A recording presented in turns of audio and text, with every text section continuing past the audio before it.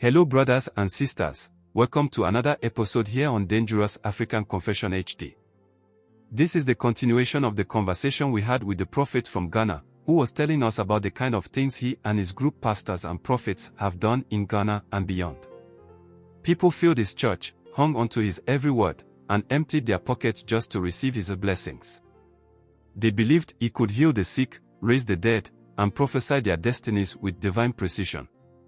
But today, he continues with us about all the fake miracles and prophecies they have been giving to the people that come to them seeking guidance. In this explosive confession, he revealed the dark secrets behind miracle ministries in Ghana, the stage healings, the scripted prophecies, the fake deliverances, and the massive money-making schemes that deceive millions. Like, comment and subscribe to Dangerous African Confession HD for more untold truths from behind the pulpit. I can tell you here that there was an entire network of prophets across Ghana, Nigeria, South Africa, and beyond. They operated like a well-organized business empire. Some of them had powerful connections with politicians, businessmen, and even law enforcement. They weren't just preachers, they were power brokers, using religion as a tool to gain influence and wealth. We shared strategies with each other, exchanged tricks, and even trained new prophets on how to perform convincing miracles. There were secret seminars where young pastors were taught how to stage healings, how to prophesy with precision, and how to create a brand that would attract thousands of followers. Some of these training sessions were shocking. I watched as experienced prophets demonstrated how to make someone appear demon-possessed, how to push just the right spot on a person's forehead to make them fall backward, how to apply pressure to a person's neck in a way that made it look like they were choking without actually harming them. Others specialized in prophecy. They taught how to gather information on people without them realizing it, how to make vague statements sound divinely inspired, and how to use psychological manipulation to make people believe in supernatural insight. I realized that many of the biggest names in prophetic ministry were not anointed by God. They were simply skilled actors and master manipulators. Let me now take you to some of the common tricks amongst pastors and prophets here. Some tricks among prophets are the use of hide performers for miracles. I had done it myself, but I was shocked to learn that some prophets went even further than I ever had. Would you believe if I tell you that there are agencies that supplied sick people for crusades? For a price, a prophet could order a certain number of blind people, deaf individuals, or crippled actors to attend their event and perform healings on demand. These actors are professionals. They know exactly how to make their conditions look real. Some had perfected the art of limping, while others had trained themselves to roll their eyes and act as if they had suddenly regained sight. One particular prophet, who was widely respected across, had a team of actors who traveled with him from country to country. Everywhere he went, the same blind man was healed. The same crippled woman stood up from her wheelchair. The same deaf boys suddenly regained hearing. Yet, the crowds never noticed. People were too overwhelmed by emotion, too eager to believe in miracles, to ever question the pattern. You see, my brother, if fake miracles were one side of the deception, false prophecy was the other. For this one, I had already perfected the art of gathering information on people, but I came to know more about it when I started mingling with these top prophets and pastors. They had advanced systems that made them appear almost godlike. Some had networks of informants embedded in their churches, people who would secretly collect details about members and report back. Others used technology, hidden earpieces connected to assistants who fed them real-time information during services. One of the things I can talk about is this most sophisticated operations I ever saw. It involved the prophet who had built an entire intelligence unit within his church. His team hacked into social media accounts, monitored phone calls, and even bribed neighbors and relatives of church members to extract private details. By the time he stepped onto the stage, he already knew everything about the people in front of him. When he called out names and revealed secrets, the crowd screamed in awe. No one realized that all of it had been carefully planned days in advance. You see, the truth is that, for many prophets, church was just one side of the business. The real wealth came from their connections with the elite. I learned that several high-profile prophets worked closely with politicians, helping them secure votes by giving prophetic endorsements. Some of them received millions just to declare that a certain candidate was chosen by God to lead the nation. Others were deeply involved in business deals. They used their influence over wealthy church members to convince them to invest in certain companies or real estate ventures, taking a percentage of the profits in return. Some even engaged in illegal activities, money laundering, land grabbing, and financial fraud, all under the cover of their ministries. Because they were seen as spiritual leaders, they were untouchable. Few people ever dared to question them, and those who did were quickly silenced. My brother, the sad truth is that this work is no more for Christ as it is being talked about out there. Majority of the pastors out there are just using the church banner and the name of Christ for their own dark secret businesses that you have no idea of.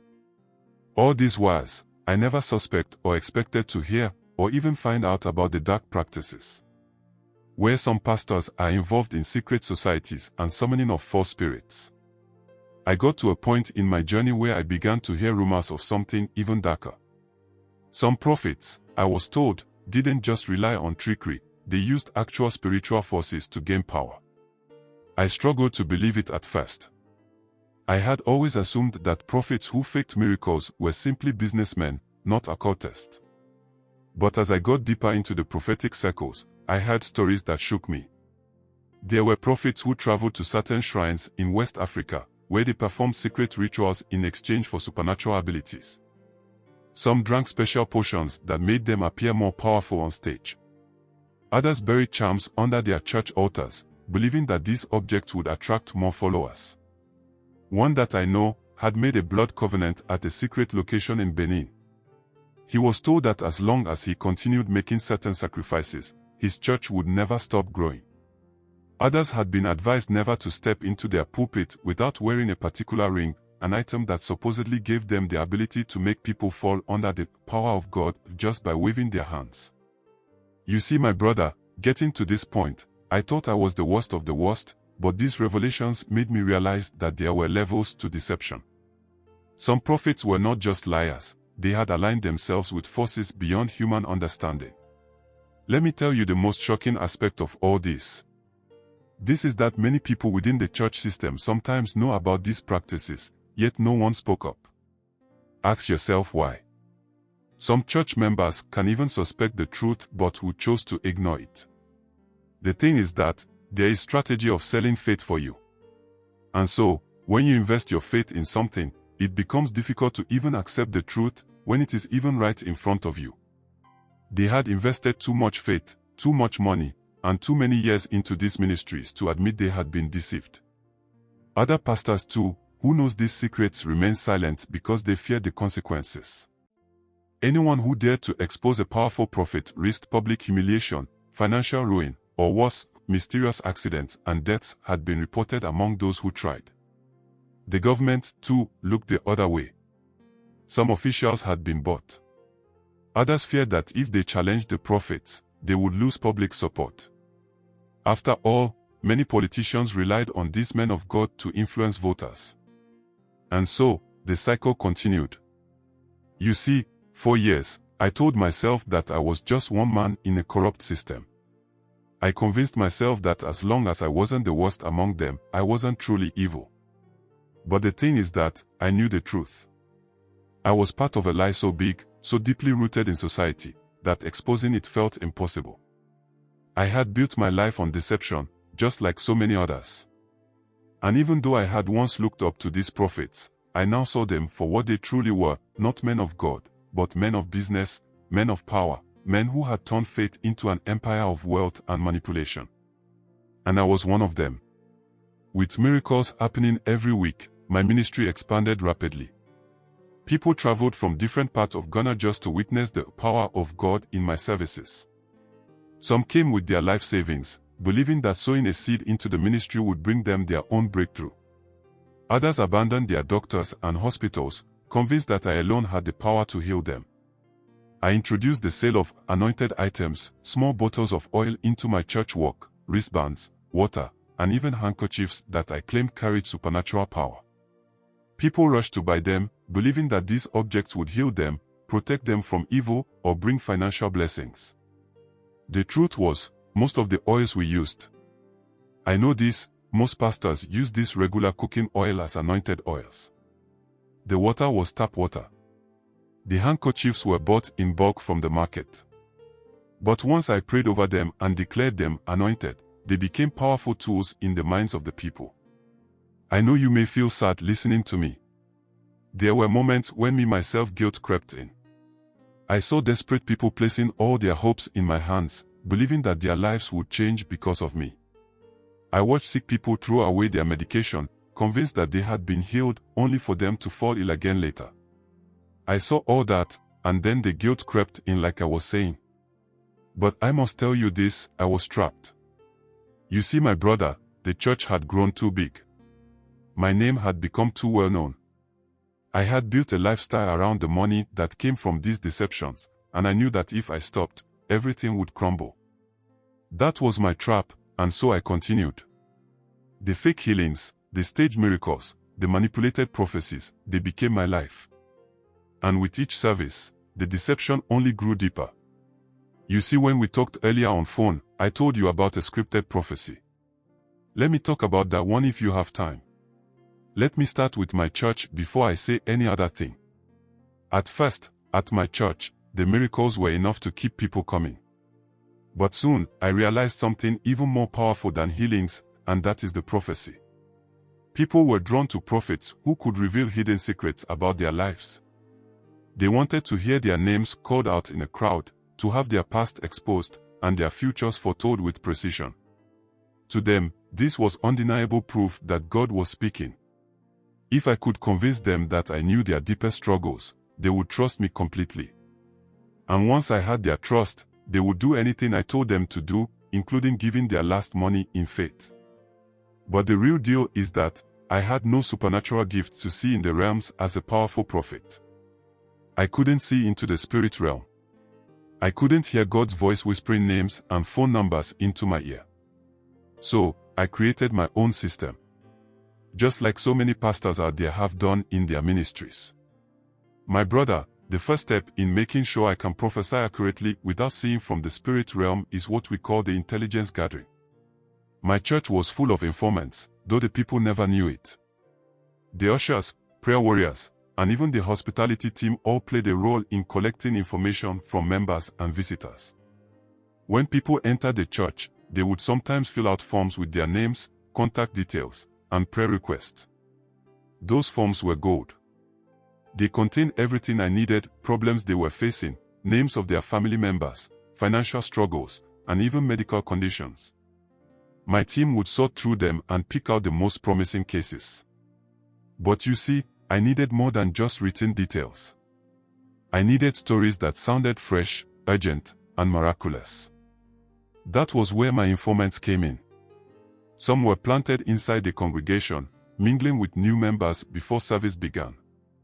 They would strike up conversations, asking innocent questions like, "What brought you to church today? Have you been here before? What are you trusting God for?" You see, they really sound innocent. And so, you will freely give answers to these questions. Most people, desperate for a word from God, spoke freely. They shared their struggles, thinking they were simply making small talk with a fellow church member. But every detail they revealed was being recorded in someone's mind. Others were placed outside the church, near the parking lot or entrance, pretending to be friendly greeters. They would know the cars people arrived in, their license plate numbers, even small things like the brand of shoes they wore or the kind of handbag they carried. Everything was reported back to me before I stepped onto the stage. And my brother, when the time came, I stood before the crowd and closed my eyes, acting as if I were in deep spiritual concentration. The atmosphere was charged with expectation. People held their breath, waiting for God to speak through me. That is where I started with something general to warm up the crowd. Something like, "There is someone here who has been struggling financially, and the enemy has been fighting your destiny." Immediately, heads would nod, hands would go up. Almost everyone in the church believed this word was for them. Then, that is where I strike. That is where I become more specific. I would call out a name, one that had already been fed to me earlier. Example is something like, I see a name. Francis. Francis, where are you? And in this way the person that read his form or being told to me about will stand up, eyes wide with shock. He had no idea that I had read his name from a form or overheard it from an informant. To him, this is divine revelation. I then will take it further. I will repeat details about his life, his struggles at work, the sickness in his family, even the argument he had with his wife the night before. Every piece of information had been collected, analyzed, and fed to me before the service. But to him, it will feel supernatural. And of course, it will be accompanied with antics here and there, to make more believable that I am being inspired by the Holy Spirit to speak. The crowd would erupt. People would rush to the altar, desperate to sow seeds into the anointing. You see, what did separate other prophets from others is that basic prophecy was good, but some prophets need more than that. And I was one of such prophets. I needed shock value. I needed moments so dramatic that people would talk about them for weeks. So I will add theatrics. Sometimes, I would pretend to be hearing from heaven in real time. I would suddenly pause, press a finger to my temple, and say, wait. I am seeing something. I am hearing a phone number in the spirit. Yes. 0244, and then I would recite the rest of the number from memory. The person whose number I called out would collapse in disbelief. They had never written that number anywhere. They had never spoken to me before. But what they didn't know was that my informant had already collected it and fed it to me. Other times, I staged more elaborate prophecies. For example, I once prophesied that a woman in the congregation had a snake buried in front of her house by enemies trying to destroy her. She screamed in horror, confirming that she had indeed been having strange dreams about snakes. But the truth was, I already knew she was having those dreams. An informant had spoken to her earlier that week, gathering details. After the service, my team visited her home, dug up the front yard, and discovered a dead snake wrapped in a red cloth, something we had planted there the night before. The woman nearly fainted. She sowed a huge financial seed in gratitude, believing that I had saved her life. Oh yes. We have done all that. Like I said, anything to make me superior, we have done that. You see, the truth is that healing miracles excited people, but prophecies controlled them. A healed person might celebrate for a day, but a person who believed the prophet had revealed their destiny would follow that prophet for life. Through prophecy, I made people dependent on me. I became their guide, their spiritual father, the only person who could see what was ahead of them. If I told them to sow a seed for their protection, they obeyed without question. If I told them to fast for 7 days, they did it with fear and trembling. Many stopped making decisions without consulting me first. Should they marry this person? Should they travel abroad? Should they quit their job? I had become their God. And the more control I had, the more power I gained.